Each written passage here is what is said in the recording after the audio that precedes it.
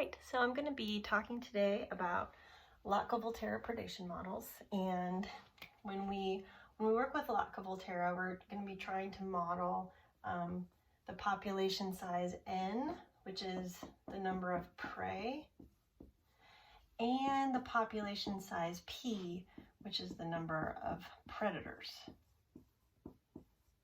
So we're going to need two separate models to model the change in population size over time for these two groups.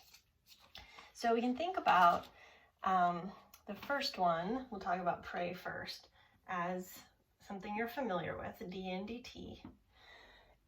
And this equals some function f of the prey population and the predator population, okay? Because these two groups are they're interacting.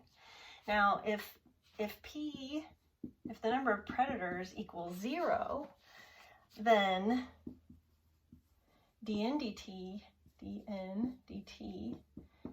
equals Rn, which is the exponential growth model.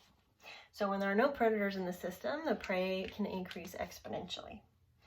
Okay, we can model, so if we start to figure out, well, what if prey is different than 0, is greater than 0, so we'll say if P is greater than 0, then we'd model it as dn dt equals Rn, so exponential growth, minus some constant A times N times P, where A equals the capture efficiency,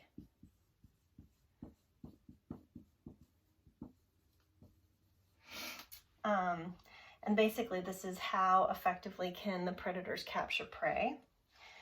And so A for, say, a baleen whale would be really, really high because they're capturing millions of prey in every kind of like big scoop of their mouths. And we have to add N and P into our model because the frequency of prey capture will increase when there's more prey in the system or when there are more predators in the system.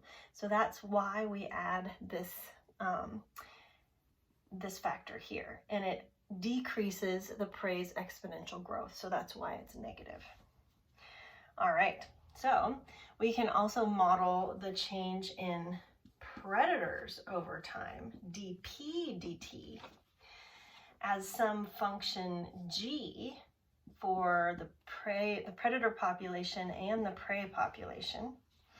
Now, if n equals 0, meaning there's no prey in the system, then dp over dt equals negative m times p, where m equals the per capita death rate for the predator.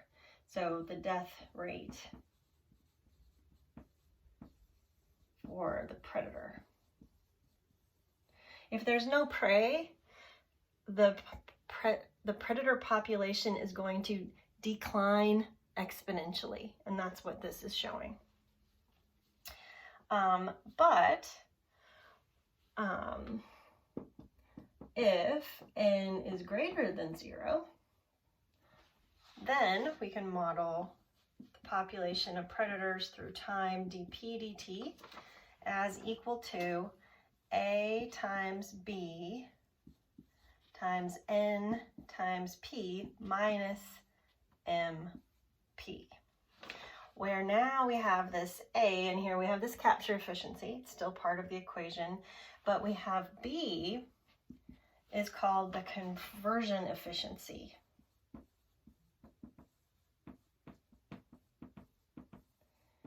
And basically, conversion efficiency is how efficiently does the predator convert prey into its own biomass.